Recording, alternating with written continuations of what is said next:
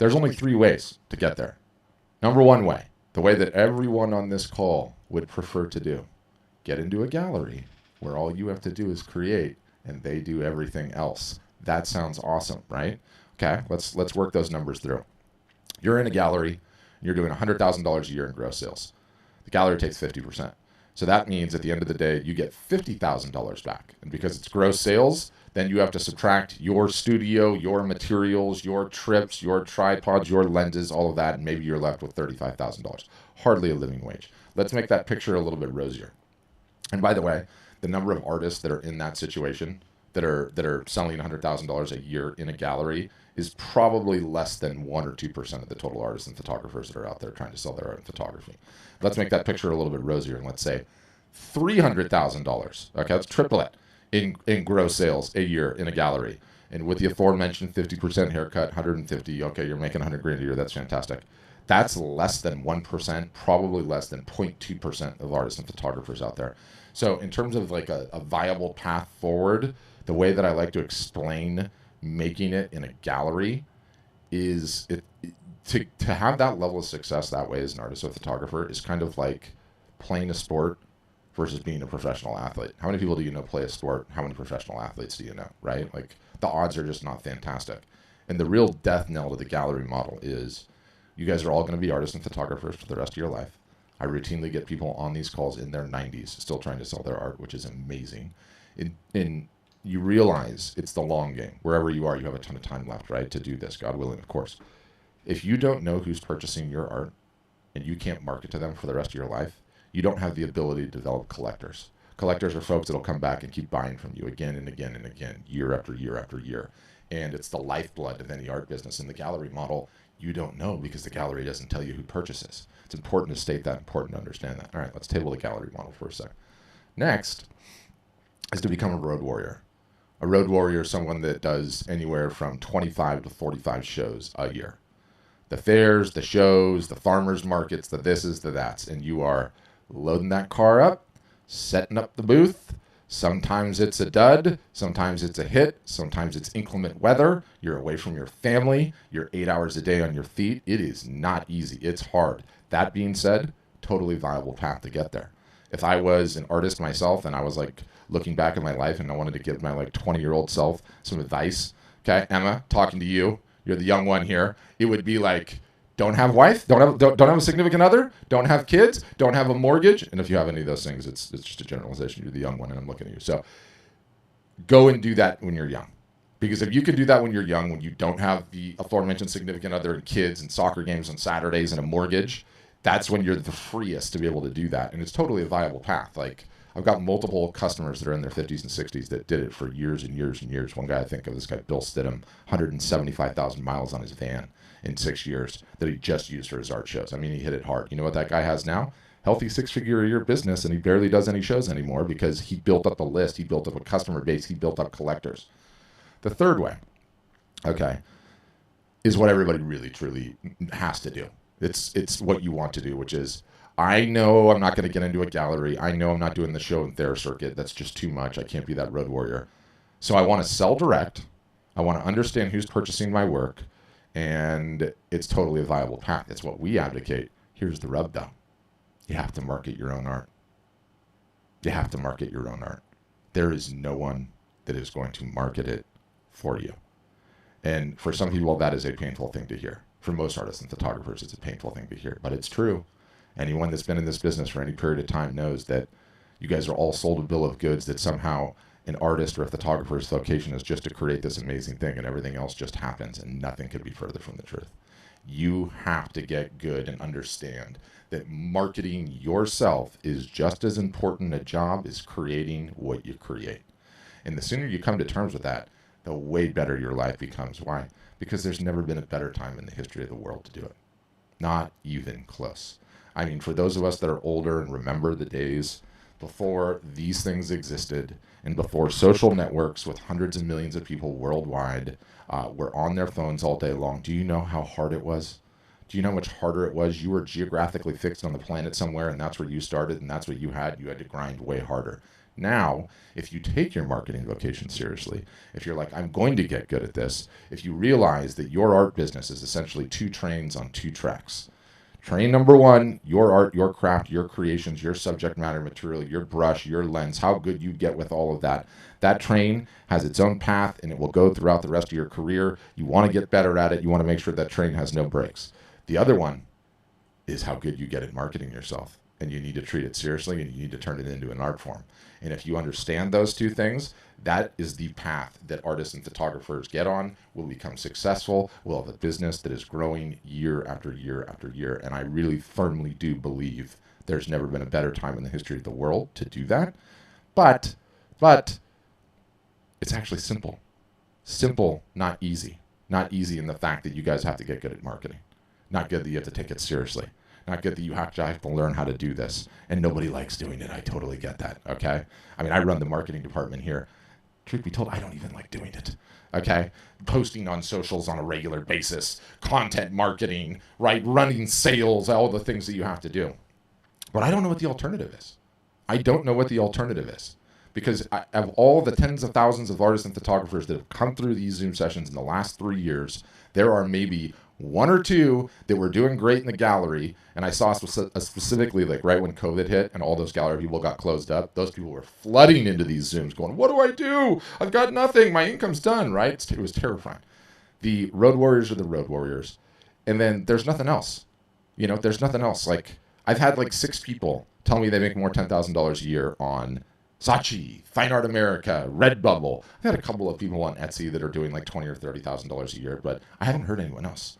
So when you realize those odds, and please don't take it cynically, like this is only going to happen for you if you sign up at Art Storefronts. I don't care where you sign up or what you do, but I do care that if you want to take this business seriously and you want to see it growing year after year, it's the 2 trains, 2 tracks, no brakes. 2 trains, 2 tracks, no brakes. Okay. Now that rant is over with, I call this thing a Q Thorpe boot camp, and I love the marathon analogy, all right? I hate running. I will never sign up for a marathon in my life. But I know some people that have, and there's one thing that you notice about those people that sign up for the marathon. As soon as you fill out that form for that miserable activity, your whole life changes. Why? You know the pain is coming. You start eating a little bit better. You start training and taking your exercising more seriously. You start getting better sleep. If it's me, you work on that drinking habit that you have, right? All of these things in your life, you start taking more seriously. And my contention, having been in this business for close to 10 years now, and having seen what goes on in Q4 the last 3 months of the year, it's a marathon that you're signed up for, whether you know it or not.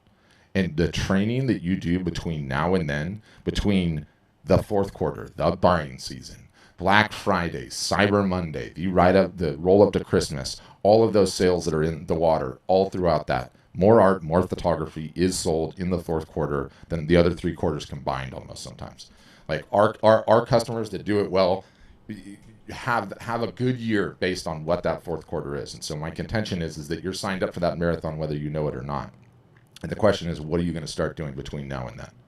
What are you going to start doing between now and then to get ready? Because if it's wait until the things start getting colder, kids are back at school, you're running around like a crazy person, next thing you know, it's Thanksgiving. Oh, I gotta have a sale. And then you post something on Facebook and send an email to 6 people. Not gonna be good. Not gonna be good, right? So we need to start training now, right? We need to start getting our businesses in order now. And there's a number of different ways that you can approach that and that you can contemplate it. But step 1 in all of it is have it in the back of your head. It's coming.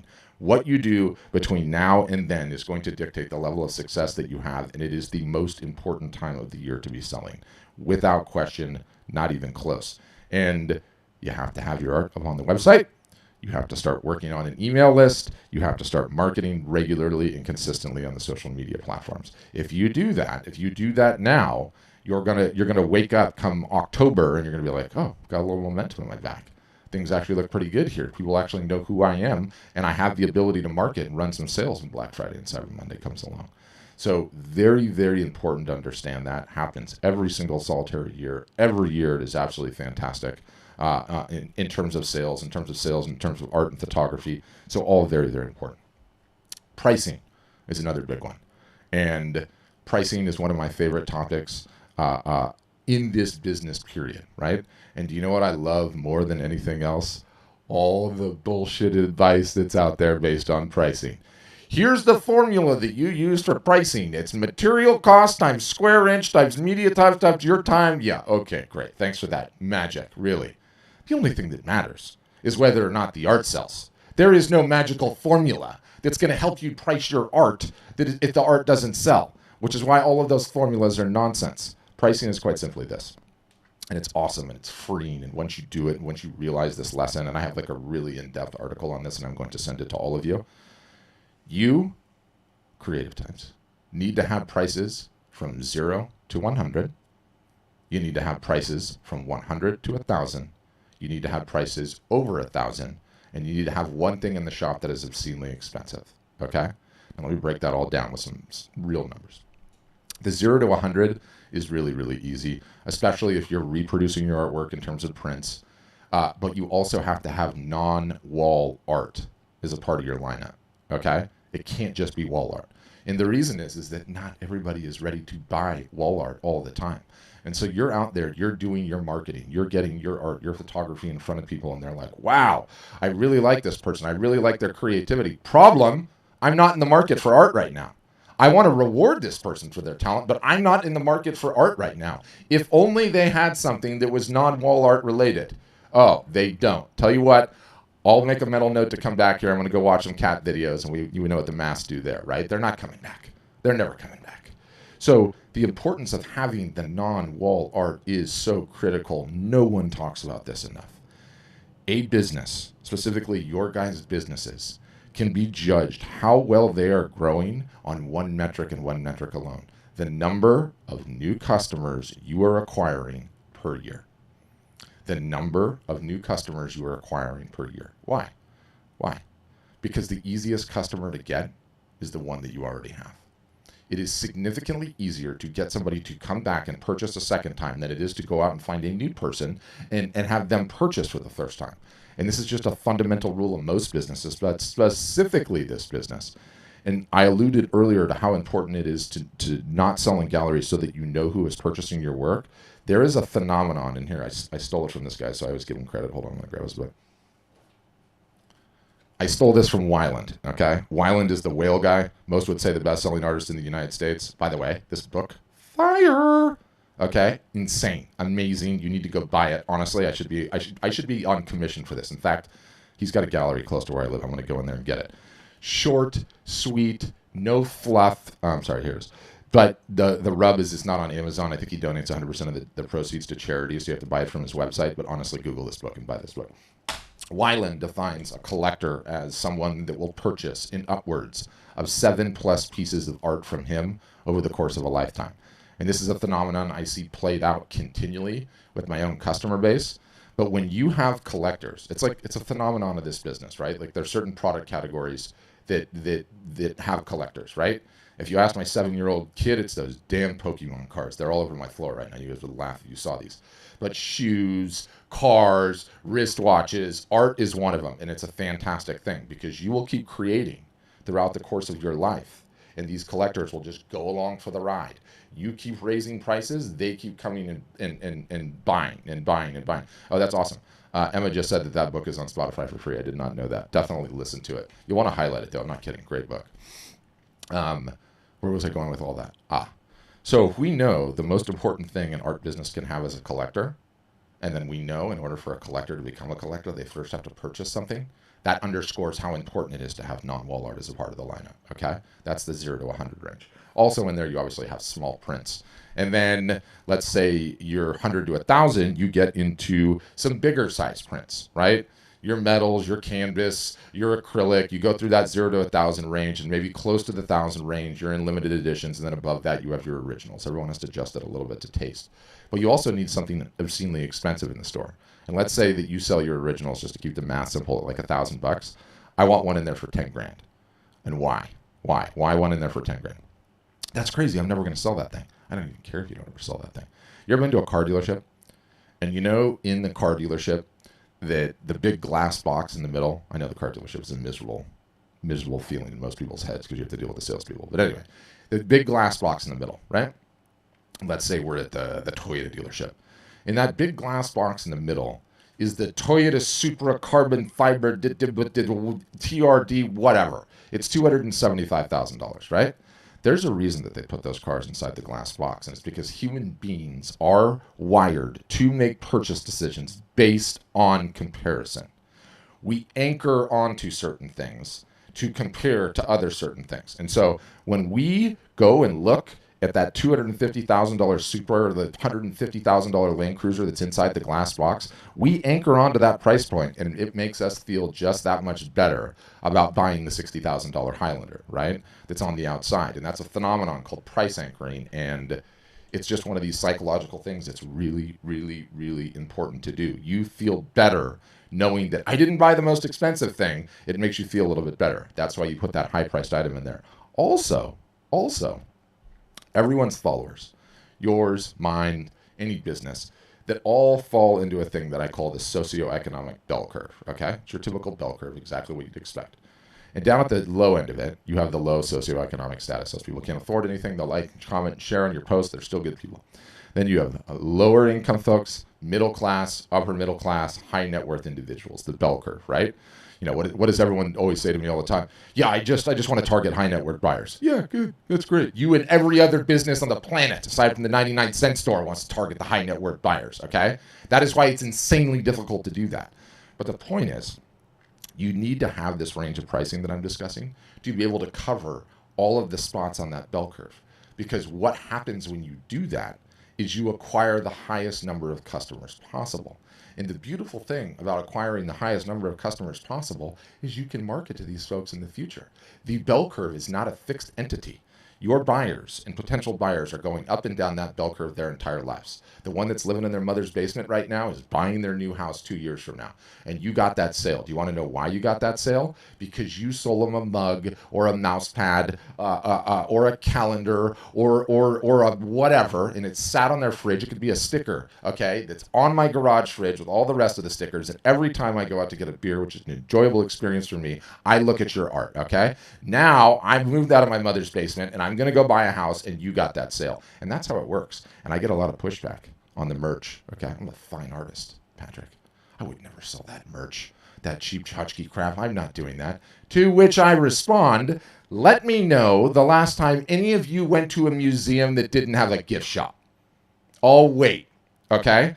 If Van Gogh's Starry Night is on the wall, and you can also buy a Starry Night poster in the gift shop for $22 plus tax, I'm pretty sure Van Gogh's not losing any sleep over it. Technically, he's really asleep. He's dead. But you get the point, okay? You get the point. You ever been to a concert that hasn't had merch? I don't think so, okay? The Rolling Stones, take your pick, okay?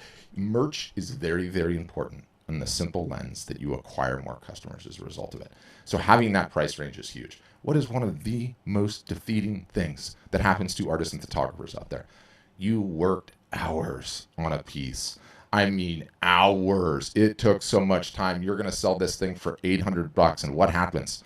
Someone's like, yeah, that's beautiful. Would you take $25 for it? Oh, you're just deflated, right? Like this person is just, I mean, it's like a troll on social media. I mean, they have just ruined your entire day. The beautiful thing is, when you have the range of pricing, it doesn't happen as much. It almost doesn't happen at all. Because people understand, they have a context of where things are in your lineup. Oh, this is $100 and under. Oh, this is $100 to $1,000. Oh, this is over $1,000. Oh, that's the $5,000 piece. And what's more, when you get those folks who don't know any better, okay, most of them are not yet people, they just don't know any better. You can be like, oh, that's fantastic. I love that you have the interest. That one costs quite a bit more, but let me show you what is in your range. And then we gently guide them to where we are in our range. Do you know how much better that is for your self-esteem? Okay, let me tell you, significantly better. It is significantly better for your self-esteem. You are going to be a happier and better functioning member of society, okay? Your significant other is like, this is awesome. Why are you in such a good mood? It's because you have the range of pricing. Very, very important. That's pricing. I'm going to send you a follow-up article on it after this whole thing's over. In addition to the pricing, the next thing I want to talk about is Instagram.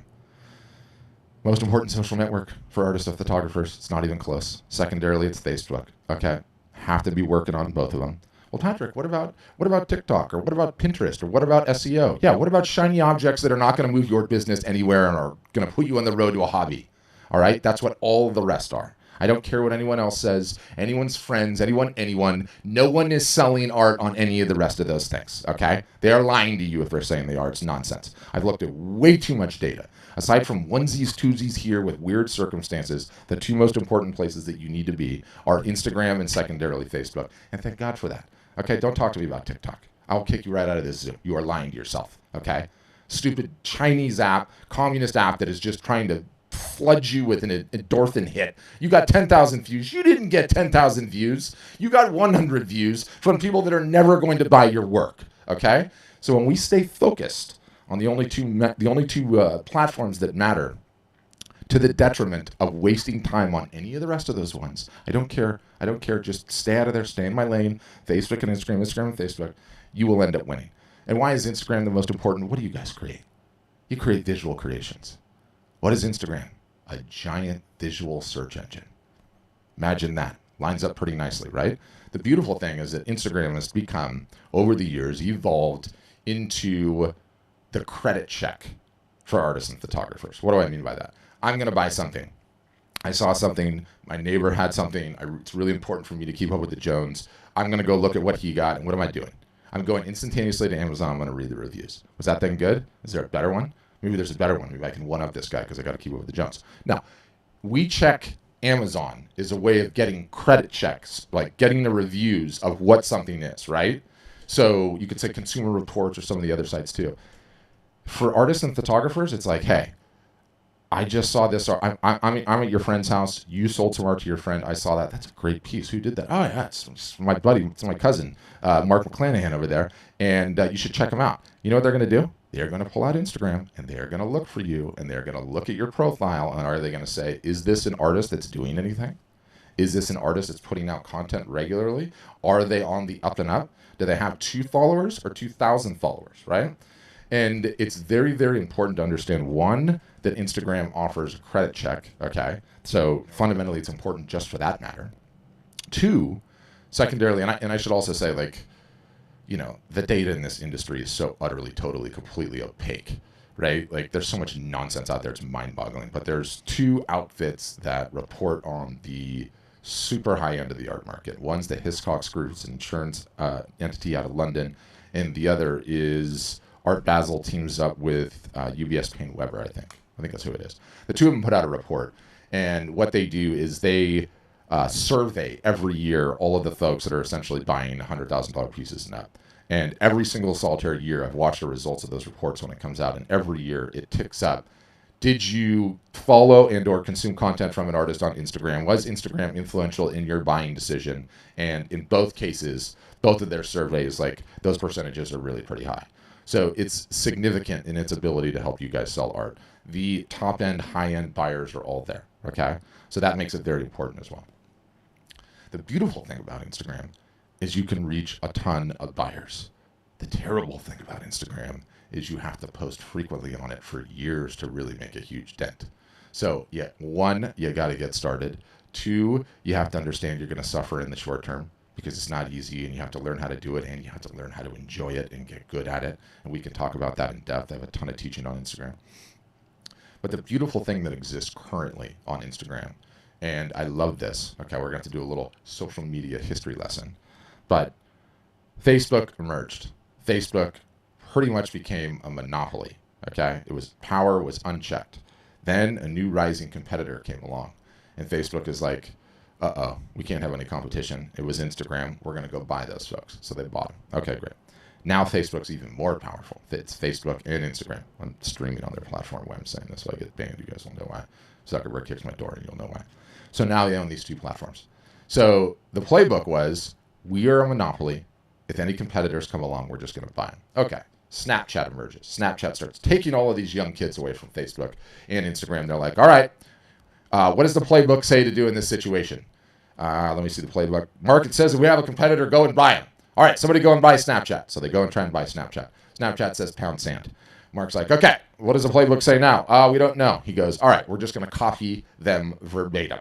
And so Snapchat had these things called stories that disappeared after 24 hours, and Facebook copied them verbatim. So, okay, now Snapchat peters out. I mean, who's using that? I don't know. Some kids, whatever. It's on. It's whatever. I don't want to talk about it. The next one came along. This time it was TikTok. And Mark Zuckerberg went right back to the playbook. He's like, okay, this is awesome. TikTok is starting to steal a bunch of our users. It's competition. What should I do? Let's go try and buy them. He goes and tries and buy them again. They tell him no. He said, my wife is Chinese. Let me buy you. They still said no. So the next thing they do is they're like, okay, what is the playbook saying next? Copy them verbatim. And so that's what they did. And by the way, the other social players were watching, and now YouTube watched, and they're like, okay, let's copy them verbatim. So what did TikTok have? These short form little videos that were 120 seconds or less and were very compelling cell phone style video size. They copied that feature verbatim and called it Instagram Reels. YouTube saw that, copied that feature verbatim, called it YouTube Shorts. I could cycle through the 3 views of those 3 different products, and you could almost not tell the difference. They even put the buttons in the same places, copycats. Anyway, why it was a brilliant thing, TikTok coming along, is it destroyed what has been up to that point in time the social contract. What is a social contract? What do I mean by that? Hey, art storefronts, work really hard on my platforms, Facebook and Instagram, and post a bunch of content. When you do, people will follow you and become fans. After you earn those followers and those fans, some small portion of what you create will be shown to those followers and fans for free. Early on in the days, it was like 90%. Recently, it's like 2 to 5%. Tiny, almost nothing, right? So that is what the social contract was. TikTok, God bless them, despite the fact that don't like the platform and think it's evil, has been still siphoning off users from Instagram at an alarming rate. It's all the younger kids and the people that are chasing likes that are not real and chasing views that are not real. It's a worthless platform. Anyway, so what they've done is they've torn up the social contract. So now, where we are is we're in a scenario where you can get onto Instagram and you can have 2 followers, your significant other and your mother, okay? She likes and comments on everything. God bless you. Thank you, Mom. You can create content in the form of an Instagram Reel. And an Instagram Reel can potentially, if it's good, be seen by hundreds, by thousands, by even millions. In which case, you organically marketing without leaving your house, showing off your creations, understanding the platform, can get free reach. It used to be you didn't get that. And it used to be you had to pay a ton of money in terms of Facebook and Instagram ads to get that attention. Now you can do that without leaving your house. And that's an incredible, incredible thing. So it represents a huge, huge opportunity. And so that's where we stand right now as it sits in 2023. I believe Instagram is the most amazing platform that exists. That can bring you guys buyers, bring you guys fans, bring you guys email addresses, and yes, sell your art with photography, but you have to get good at marketing it. You have to understand how to post. You have to work on your posting frequency, and you have to learn to love it. You have to learn to love it. So it's really, really important. Much easier said than done to the learning to love it, right? Much easier said than done. I was out of town this weekend, and my friends have like a ranch in Montana, so a big group of us went, and I sat down talking to this gal, and the gal has she's got a business where she does like something makeup related, all right, makeup related, skincare related, and she's like, yeah, I'm trying to grow the business. Like, what's the best way to grow the business? How should I do it? I was like, well, what's going on with your Instagram account? What's going on with your Facebook account? Like, those 2 products are huge on there.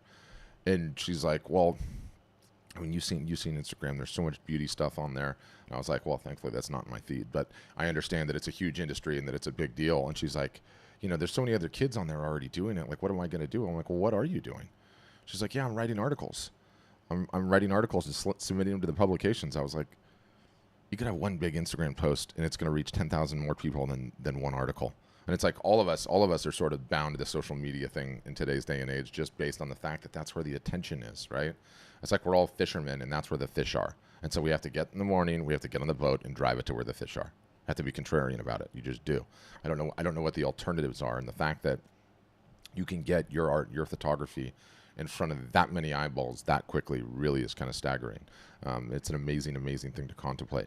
One thing I want to make you guys all aware of before we get into the Q&A is I have a podcast. I don't know if some of you or all of you or none of you listen to podcasts, but it's called the Art Marketing Podcast. It's anywhere that you might listen to a podcast. So it's on Apple Podcasts, it's on Spotify, Aweber, just any podcasting application. You can find it in 2 seconds. It's also on YouTube, or we're working on getting the newest episodes. But I spent the last 2 highlighting this thing that I call the loop. It's number 55 and number 56. 1, I introduce what the loop is. 2, I teach you how to supercharge it. Very, very powerful technique and or tactic if you're just getting started. And I'll talk about it briefly, and then I just want you guys to go and listen to these things in your own time. But it's the chicken and the egg problem that you all have, right? You've got great art. You know you've got great art. You know if enough people just saw it, you could sell more of it. Problem is that you don't have a huge social media following or a huge email list. So there's the chicken and the egg problem, right? With what's possible on Instagram, on Facebook, to a lesser extent on Twitter, on many of the social networks, and again, I talk about it, you have a small piece of merchandise of your art, or you have a print, or you have a small original, or you have a small commission, a limited edition. You approach someone that has a huge account in your niche and say, hey, you want to give this away to anyone in your audience just by showing it off and saying, put your email here to enter to win. You make the agreement with the person that has the huge account. They do that for you. You announce the winner. After you announce the winner, you give everybody a sale site-wide if you have a website. That's the idea of the loop. There's a whole bunch of different ways to do it, but it's essentially a print giveaway. They opt in with their email address. The print giveaway ends. You announce the winner, and then everyone else gets a discount, okay, for the next 48 hours or 72 hours. And that's the loop, and there's just really no end in sight to the amount of times that you can run it.